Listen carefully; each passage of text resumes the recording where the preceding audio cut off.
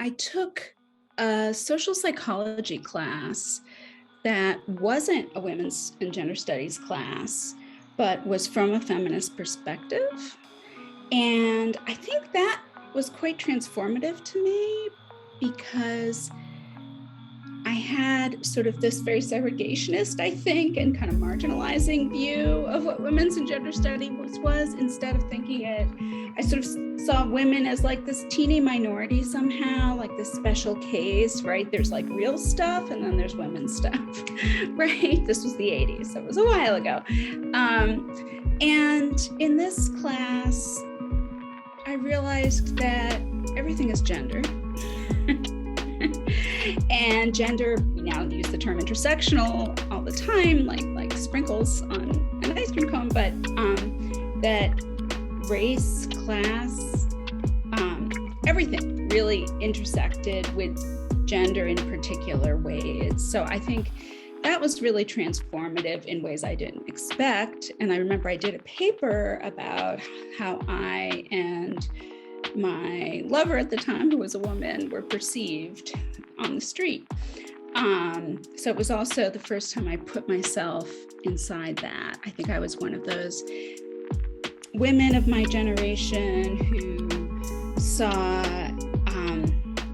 gender equals female and female equals tainted in some way. Like the real stories with the big boys, you know. This was the first time I'd allowed myself to see myself inside that. And another class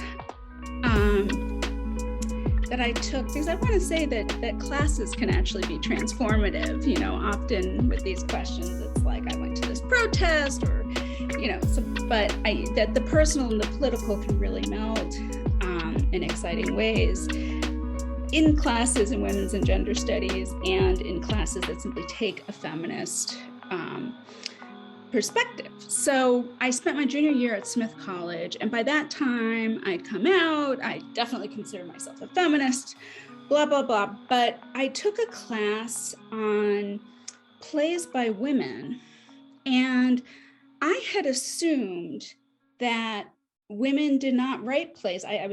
I'd gone to a conservatory for high school, so I knew kind of the canon from Shakespeare to the current moment of Western theater, right? And there were no women. There were none. Zero. I was 20 before I read a play by a woman ever in my whole education. I went to a girls' school, by the way, for high school, and I was a playwright. So I took this class. And this was a class marked as sort of a feminist project, right? You know, plays by women. And I was shocked to learn that, going back to Afro-Ben, right, that Shakespeare had contemporaries who were women. Let me get the dates of Afro-Ben here. Right, Restoration drama, 1640 to 1689. Not just like they were lost to history. No, they weren't. So they existed in print, and I had never studied them. So that kind of made me rethink how I thought about all this. And I think the connection between being myself a working artist and creator, and claiming and naming and knowing that history, and that it's not lost, it's actively repressed, it's excised. So I think those were two kind of intellectual turning points for me as an undergrad. I love that question because it's about student impact, and that's really, you know, the heart of it in a way. So the class is Disability in the Arts, and we study basically artists who claim the term, I'm a disability artist. They don't happen to be disabled. And we study them not to understand their disability or to look at it as like art therapy. We look at them in sort of three ways. One, because they're brilliant, innovative artists, changing and challenging the forms they're in. So they're top drawer aesthetically, formally, in every way as artists, right?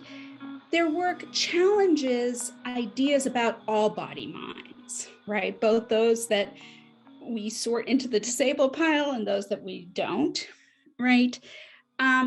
And their work challenges conventions and ideas about art. So that's the class.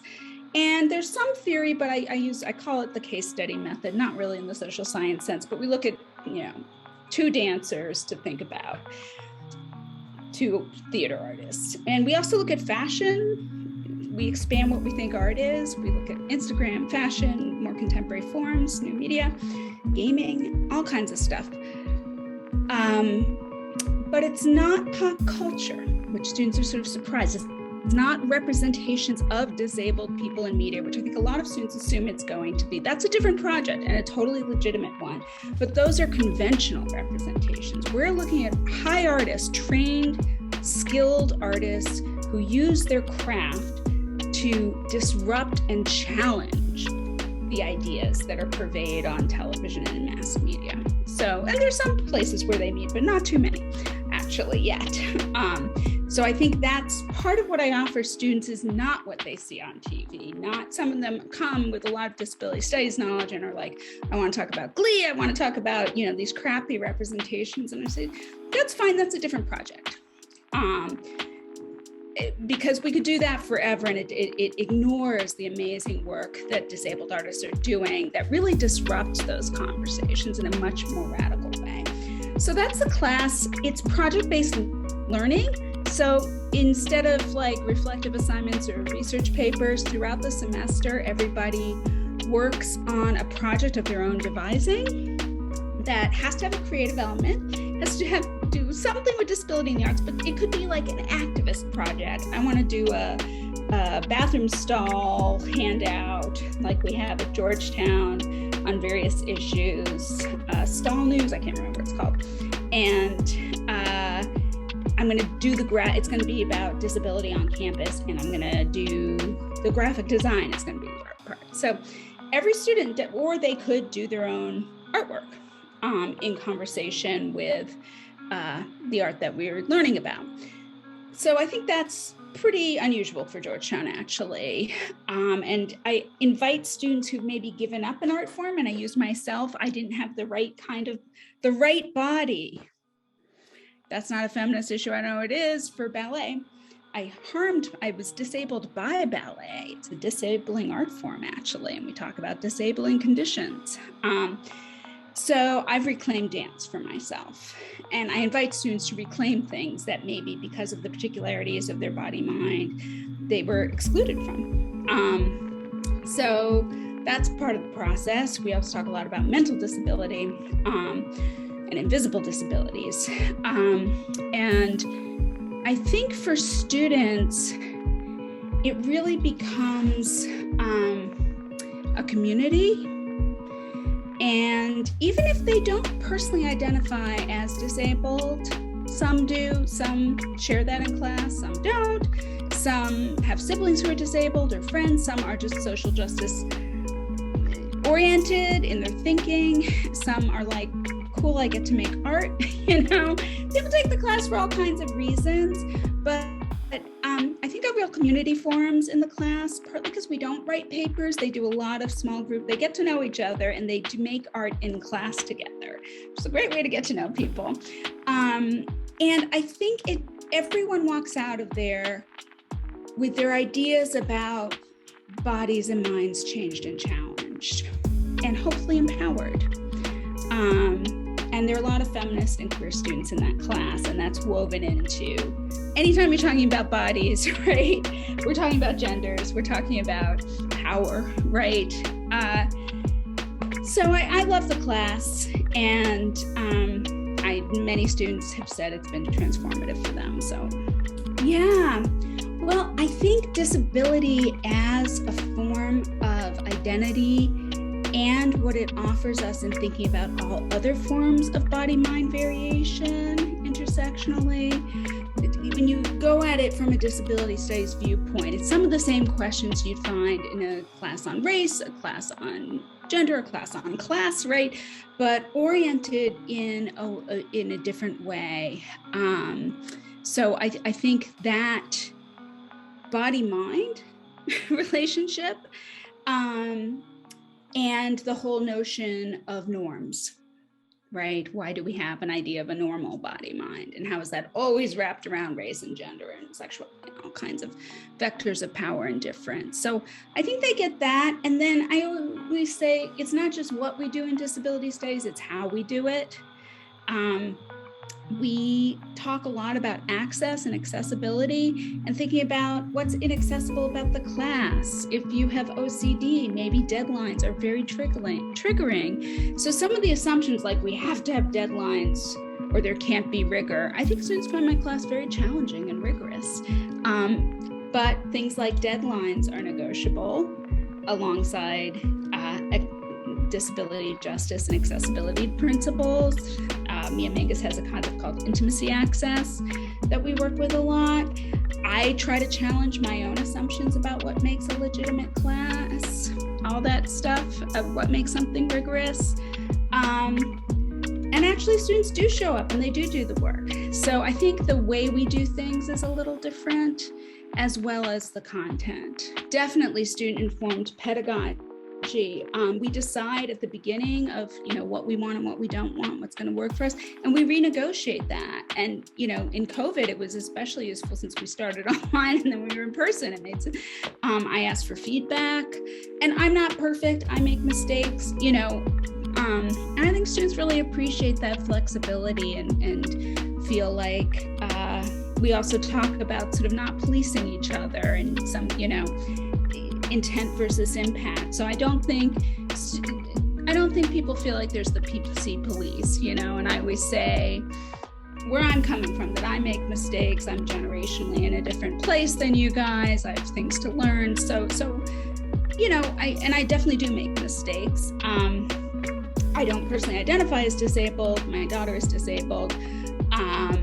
And I bring that to the class too. I bring a lot of my identity. I'm a queer person, and I'm a feminist, I'm an artist, and a mom of a person with a disability. So I bring that into the conversation, not hopefully in an oversharing way, but I think students feel like they know who I am and what I'm bringing to it and what my limitations are, as a white person, as a non-disabled person. So I think it makes for like an authentic exchange. I hope students in my class don't feel like if they say the wrong thing, they're going to be shamed or get a bad grade or any of that. Like it feels pretty free to me. I have a book coming out called All Our Families, Disability, Lineage, and the Future of Kinship. And I have an editorial in today's New York Times about it. And I'm very proud of that. I have also written 6 other books, which you can find. But a project that I'm working on that is relevant to women's history particularly is about Jane Addams and Ida B. Wells Barnett and basically racism in the suffrage movement, in the women's suffrage movement in the US. So I wrote a short play that I've expanded into a screenplay, and I think the short play, it's been produced several places. It's going to be produced at Georgetown, I think next year, probably in the spring. So back to Afro-Ben and women's history. That was another point. I thought the suffragists were sort of busty and they were into temperance, and I thought of them as sort of puritanical and yesterday's news, and boy did I not understand that. And one thing I'd say to students is if you have negative, and I consider myself a feminist, even if you consider yourself a feminist or you don't, but if you have these negative associations with feminism or with women's history, somebody wants you to have that, because these are dangerous and powerful ideas and very complex and forceful. So that's one thing that I'd say. I realized temperance was sort of a proxy for talking about sexual assault in the period.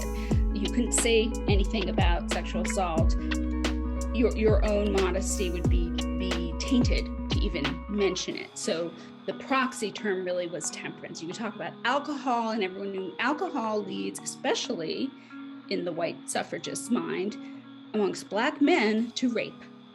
That is the logic of temperance, and we need more white women voters. so we can vote for temperance and control male sexuality, which is intrinsically rapist. Unbelievable reading these tomes, right? And I thought they were just uptight about drinking. There's a very real concern with sexual assault in the period, and how can women have a voice in controlling it. That's completely racist. So that was fascinating to me, but if I'd stayed in my comfort zone of like, oh, those silly suffragists, those blue stockings, disidentifying, there's a lot, especially for white women, I think, there's a lot of power in disidentifying, right? And saying, I'm not one of those not fun, uptight people. And I had to kind of get over that to do the real work, and say, if somebody's going to devalue me that way, that's misogynistic. They're not really interested in equality.